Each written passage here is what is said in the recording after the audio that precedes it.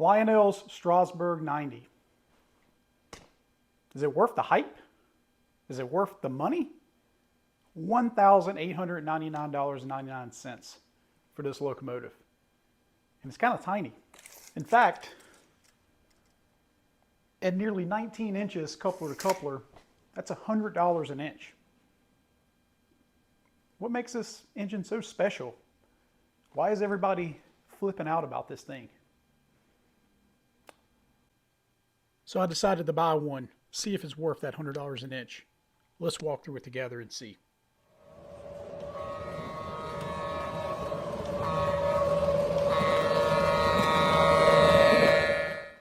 So Lionel first announced this model in their 2021 Volume 2 catalog. It was featured on page 8 and 9, and they had a few different paint versions that they offered. 3 of those were for the Strasburg and a few others for other road names. Lionel first announced this, and according to their catalog, this was the first time in O-scale that this model has been offered. $1,900 for an engine this size, you have to kind of ask yourself, like, is that worth it? I mean, I have an Atlantic here that we'll look at and kind of compare, and that one was like half the price. I mean, it still kind of looks the same, it still sort of functions the same, so what really justifies that extra money? So let's dive in a little bit and take a quick look at some of why this engine is the price it is, and is it really worth it?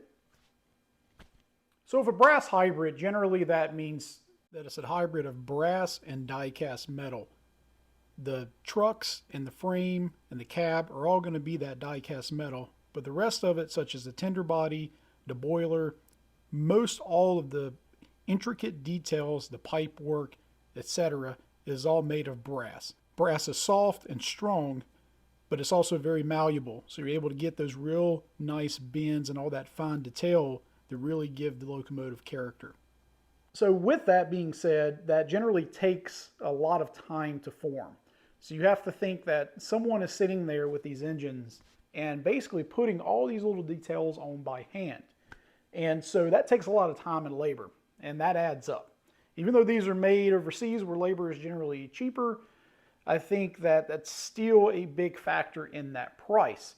The Strasburg 90 has been in service for almost 50 years, I think, give or take a little bit there in Strasburg, Pennsylvania. And what makes this so special is the fact that that's been in continuous operation all that time, running excursions, running actually still to this day some minor freight service with the steam engine. If I'm not mistaken, it's the only active steam engine in the US currently still that's running regular freight service. So I think that as well is what makes this engine really special for a lot of people. Not only that personal connection for folks that are in PA and around the area, but the fact that this is a true survivor. It's meticulously maintained. It's really cared and loved for by the staff there. And you really can tell when you take a visit. The wife and I went this year for Valentine's Day and had dinner on the train, which was really awesome. And you really could tell, and you get a vibe from everybody who was there, that they were really happy to be a part of it. Really eager to show off their pride and joy. So I think that's kind of part of the hype of this engine, is the fact that not only is it still active, but it has such a following, such a loving group of people that take care of it day to day. Ryan Kunkel also is a huge fan of Strasburg, and I think that is what led to this model. It's apparently the first time in O-scale that has been done, and I think with that, that also led to a lot of the price, right? And knowing that they were going to put the effort that this engine deserved with all the details and making sure it was 100% correct. And they actually had to retool this in order to make that happen. The drivers themselves were the incorrect size, and so they actually retooled and made those more to scale, which added to some of the delay in this engine's production. Because again, this did premiere in the 2021 catalog, and it was just delivered a few weeks ago. So here we are at the end of 2023, so almost 2 years for this engine to show up. And when you look at the boxing, it actually is double boxed, and the outer doesn't match the inner. So you can see that they went back to the factory, they just kind of unboxed them all and all got shuffled, which I thought was kind of funny and interesting. But it's really great to know that they took the extra time and effort because, we look at that price and it's $1,900. Well, how much did that retooling cost? Lionel could have just shipped these and been like, that's good enough, right? Let's make as much money we can. But they didn't. They wanted to get it right because they knew we as fans of the hobby want to try to have things as close as we can, as nice as we can. And so instead of doing that, they really showed, I think, really awesome effort on their part to sacrifice some of the profits and make sure that we have a product that we can be proud of.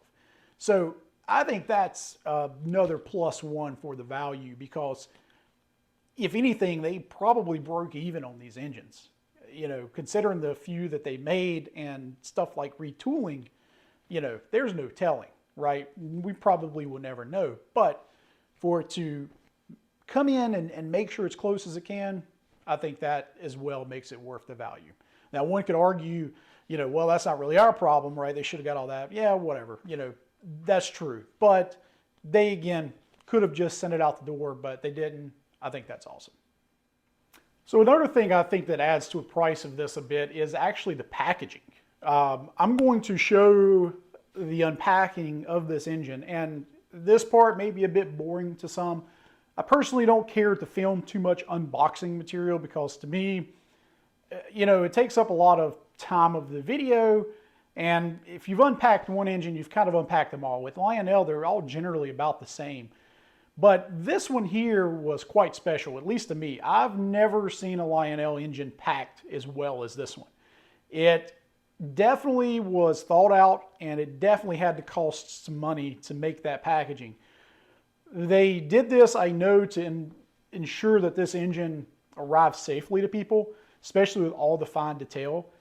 And I'm kind of glad they did. I think they kind of looked at, let's invest some money up front so that we don't have a lot of warranty claims and broken pieces that we have to spend money on, more money when you look at the shipping cost and the time, and then maybe upset people. I would be. So that in itself had to cost some money. So when you factor that into that $1,800 or $1,900 price, honestly looking at it, and when you see this video of the unboxing, it easily has to be $200 or more just in packaging. The base itself is metal, and it almost acts as a bit of a display stand. And stuff like that being made, can't be cheap. And then also, again, going back to that time and labor of it being packaged in a box, definitely takes more time. So that as well, I think, is also adding to the price. Is it worth it? Again, to me, I think that it is worth getting something safely, protecting all those really fine details. If you're interested in it, I thought it was pretty cool, pretty interesting to see just what that process was and just how much effort they put into it.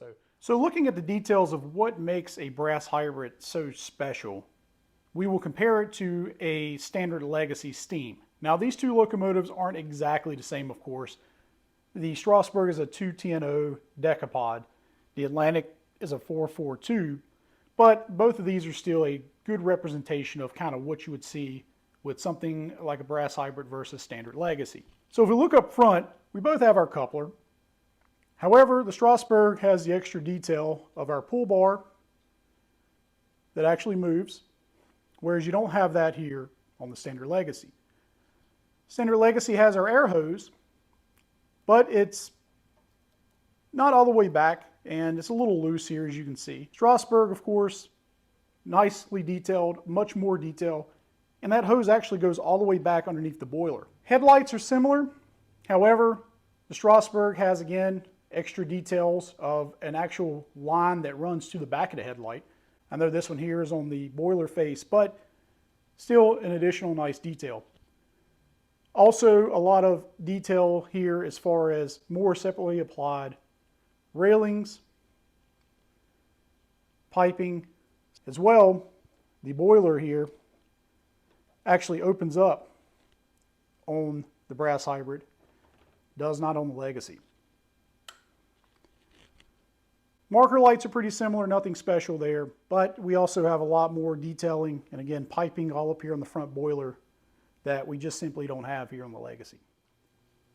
On the top of the engines is also a lot of differences with the amount of detail that you get. Here on the Strasburg, we actually have lines running to the bell, lines running to the whistle. Of course, none of that here on the Legacy model. We also have a lot more detailing here of piping and valves. Much more detailed area here versus the Legacy. And the blow-offs and the whistle, not too bad on Legacy, but definitely more pronounced and more detailed here on the Strasburg. We also have an opening roof hatch, little antenna detail. Nothing here on the Legacy. Now, many Legacies do have opening hatches, but this one doesn't. Tender-wise, not as much drastic difference. They both have a pretty decent coal load. I do think this is actually real coal versus this is simulated. The backup light is definitely more detailed. Again, we have those separately applied lines going to it. The stand here is really nicely detailed. Here, it's just kind of molded in. Both offer opening hatches for water fill, although this has a plate on the bottom. Strasburg goes all the way down.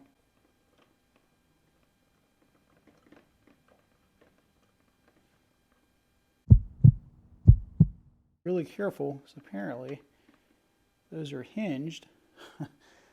And there you go. So that's, again, part of that detail. Now, some other things I did notice on top of the tender here, we have a lot of extra little hooks, things that you don't find on this tender. So again, just part of that extra detail. These handrails here, we do have them on both, so not too much there. We do have ladders on both, but I will say it seems like the brass hybrid is much better constructed. This one here is actually a bit loose. Now, inside the cab is where you really see a difference in details between a standard Legacy and this brass hybrid, which as well adds to value in my opinion. We still have crew figures hand painted. That's pretty normal. Hand painted gauges are fairly standard. However, when we look at the gauges here, we just have blobs of paint. When we look at the one here on the Strasburg, you can actually read and make out the numbers of the gauge as well as a needle. Very, very intricately detailed.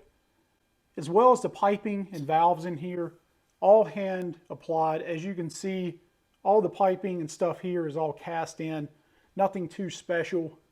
Inside the cab, these boxes, all the rivet detail, absolutely stunning with the amount that was put into here. And with that itself, really, really stands out. And it's a shame that it's hidden inside here behind the tender.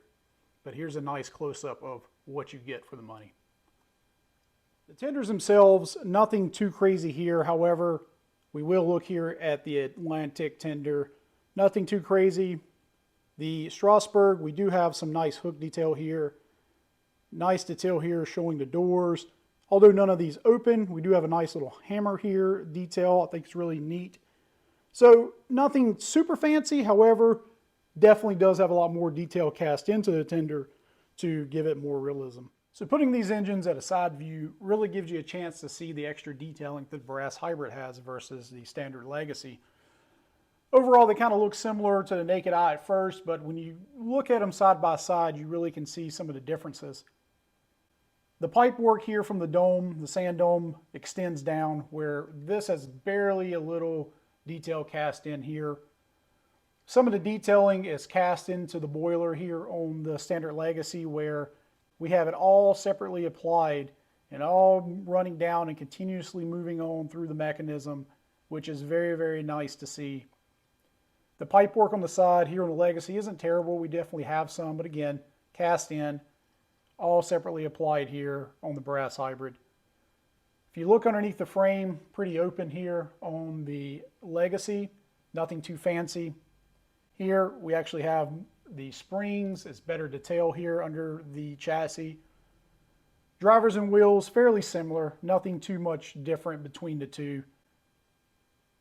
Running gears, definitely a little more detailed versus this unit here. And overall, you kind of can see some more attention to detail in some of the work that goes around some of the areas between the two. They are similar, not too bad, but definitely a little bit more on this model.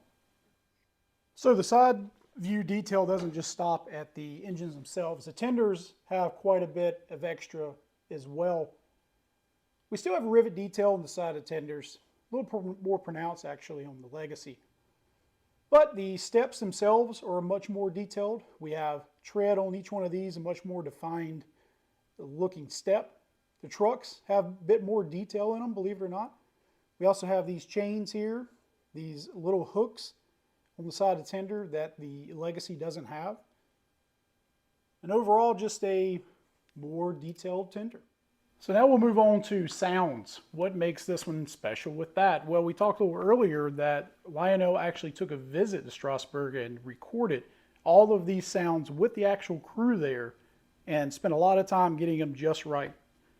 So with that, we have very specific road dialogue, meaning that it's not even saying just a number in the railroad. It actually is specific to the people that run this locomotive and work on it every day, which is pretty awesome. So let's fire it up and listen to some of those custom sounds.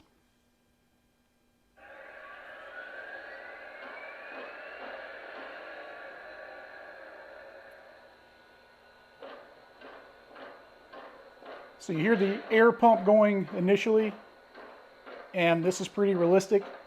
This engine makes that sound a lot. It's pretty overwhelming too. You have the whistle,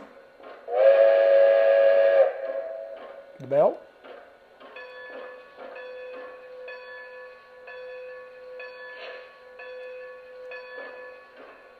and let's listen to some of the crew specific talk.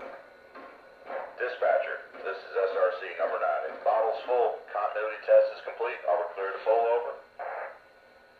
We're waiting for a work extra to get in the clear. Hold for Always waiting. out. J Tower, this is SRC J Tower, number 9. that's in Strasburg. Am I clear outbound? Over. You're clear to proceed east. Out. So you're going to call it J Tower, so that's the one there on the railroad. So again, very road specific, very location specific. Let's hear some of the tower. Train orders say holding the siding until 44 clears, then we can take the main. You should be through any minute. Frequent SRC 9 daily aspect continuity on train 1, over. Gonna be here a while. Timetable has us holding here for number 9. She's running about 20 minutes late. Air test is good, ready to bolt. Call in the flagman and let's get going.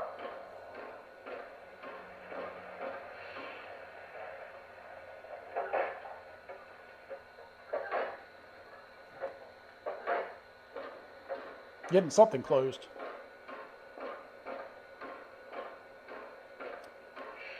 Here's what the aux 1 in tower. Frequent to train 1 conductor. Clear in the rear, okay for your move back to Strasburg, over. Dr. Hanson, clear in the rear, okay for the move back to Strasburg. That's right. Right now. Very cool. See, there's another one.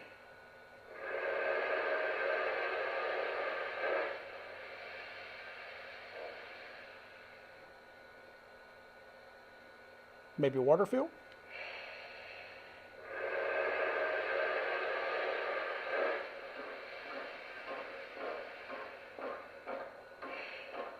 We're loaded up on the Go Rocks. 90 out. The Go Rocks. That's the first I've ever heard that one. This is aux as well. This is crew talk. Water's full. 90 out. Very cool. The blowdown.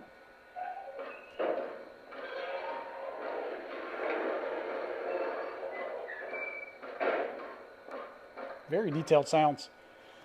And then we have what is really the rage with this engine I've seen online. It is the ghost whistle. So at Strasburg, there's a certain area that they can pull the train, and with the surrounding area in this valley, you get what they call this ghost whistle. And it's the echoing, but apparently I guess there's a legend around there about this ghost train or some old train or something. I have to follow up a little bit more on that story. But it's a very, very unique effect, and it's very cool that Lionel captured that and put it in here. So if we hit aux 3, it'll run through that ghost whistle routine. So let's give a listen. Hear the echo?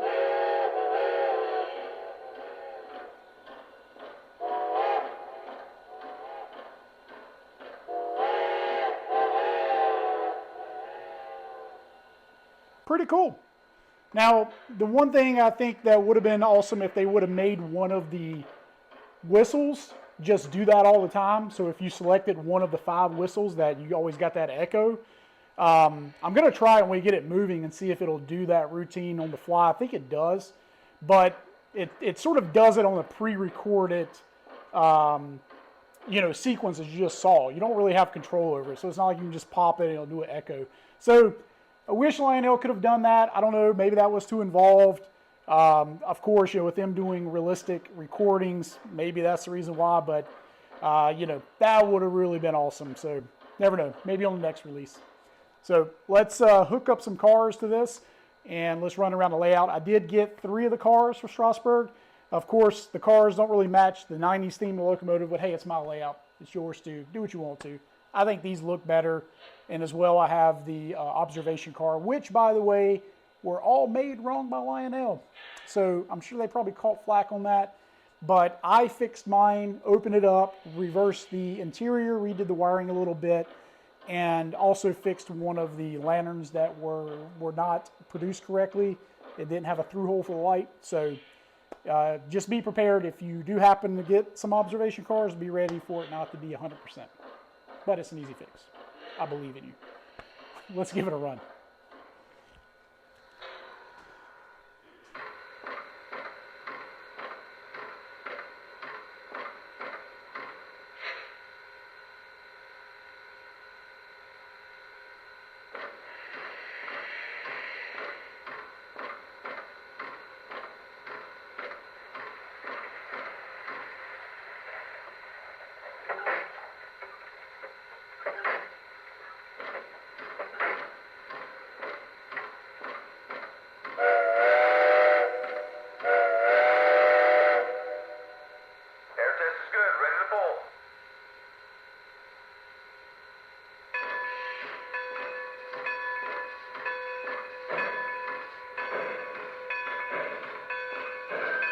Dispatcher, this is SRC number 90. Are we still clear all the way? Over. Yes, sir. All clear ahead. Out. Clear boards all the way. Gonna make this run in record time.